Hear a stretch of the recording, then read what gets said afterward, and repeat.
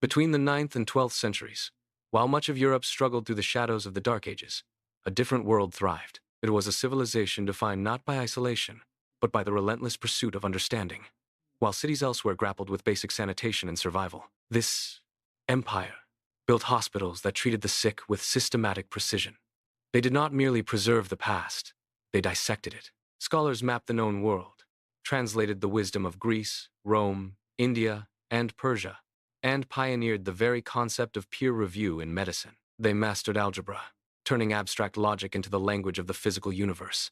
They built universities that drew minds from across the globe, creating a sanctuary for human thought. It was a golden age of calculation, discovery, and light.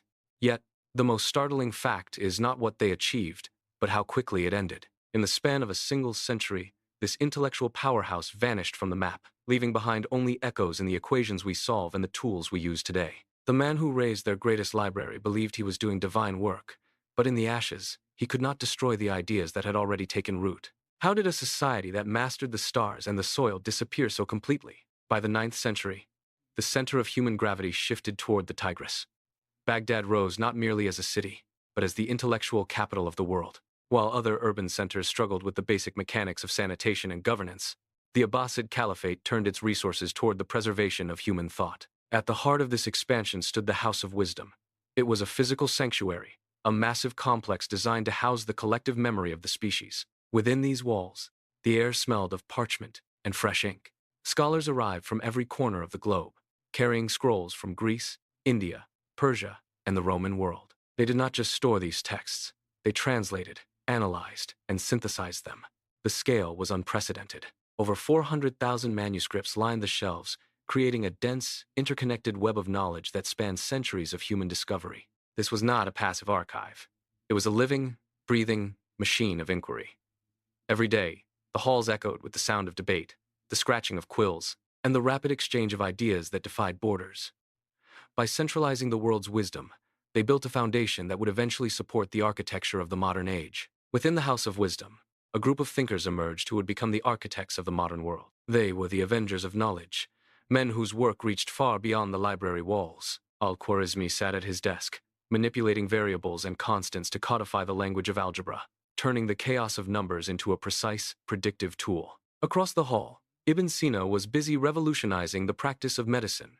He compiled the Canon, a massive, systematic guide that defined how doctors diagnosed illness and treated the human body for centuries. His work transformed medicine from a collection of folklore into a rigorous science. Then there was al-Biruni. He stood under the open sky, measuring the curvature of the horizon with such startling precision that he calculated the Earth's radius with an accuracy that would not be matched for hundreds of years. These men did not just study the past, they engineered the future. They developed optical theories, refined surgical tools, and mapped the stars with a clarity that made the unknown world feel small. By the 11th century, the intellectual tide began to shift.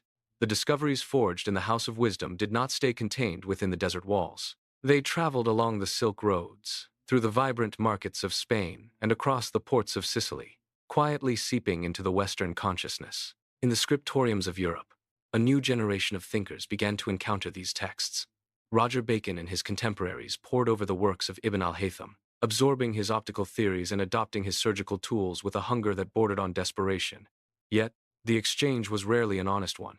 These scholars often integrated the breakthroughs into their own works, frequently stripping away the original citations and presenting the logic as their own. It was a massive, silent translation project that reshaped the intellectual landscape of the West.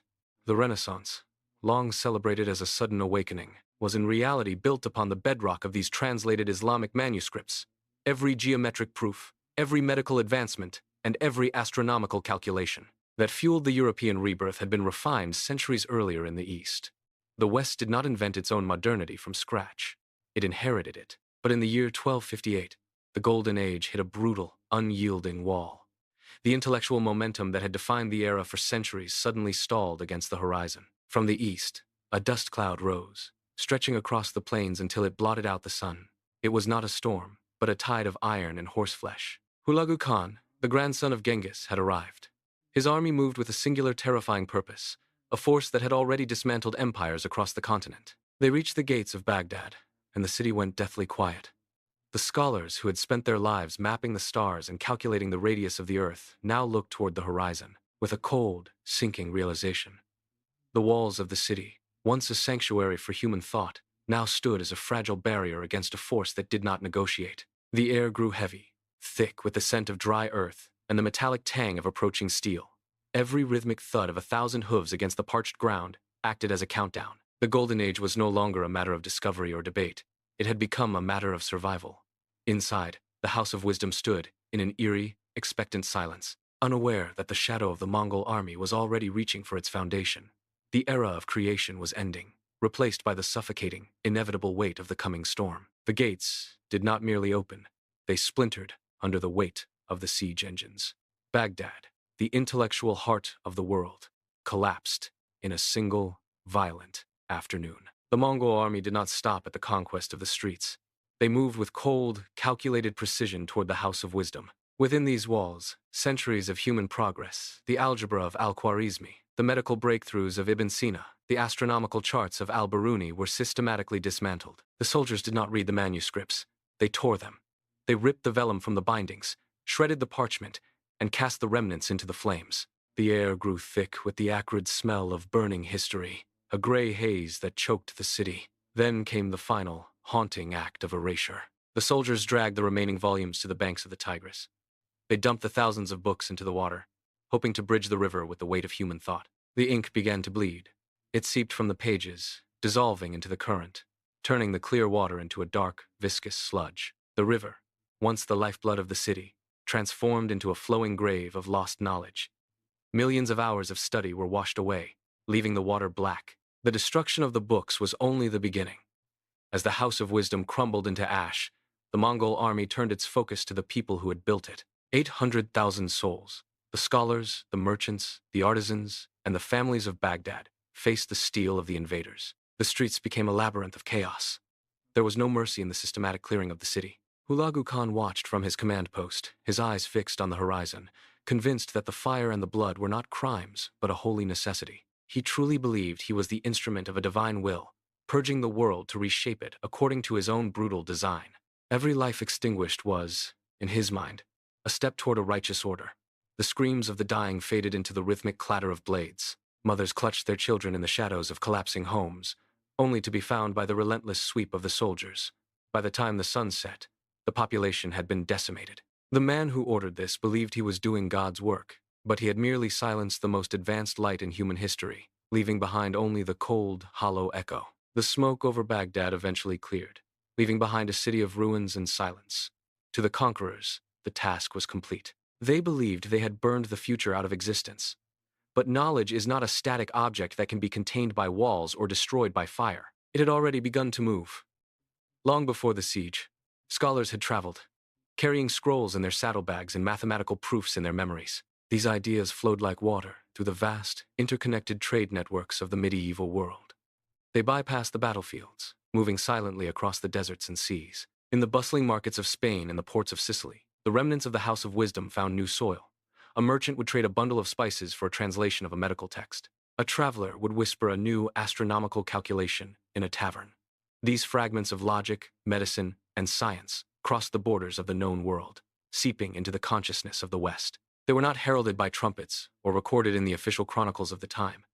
Instead, they were absorbed, copied, and studied in the quiet corners of monasteries and private libraries. The light of the Abbasid Caliphate had been violently extinguished in its home, but it had already taken root elsewhere. It was a slow, steady migration of human thought. The echoes of that lost civilization did not fade.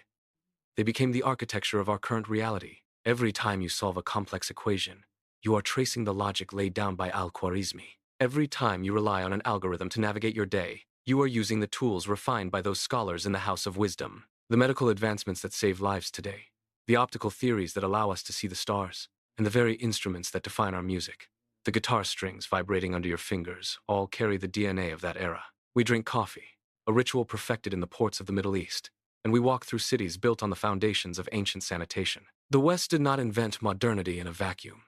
It inherited a legacy that was translated, studied, and quietly adopted over centuries. We stand upon a bedrock of knowledge that was nearly erased by fire and steel, yet survived through the persistence of human curiosity. This history is not a dusty relic. It is the invisible infrastructure of your morning, your work, and your world. When you look at the progress of the last millennium, you are looking at the remnants of a light that refused to go out. Subscribe to uncover the hidden threads that shaped your life every single week.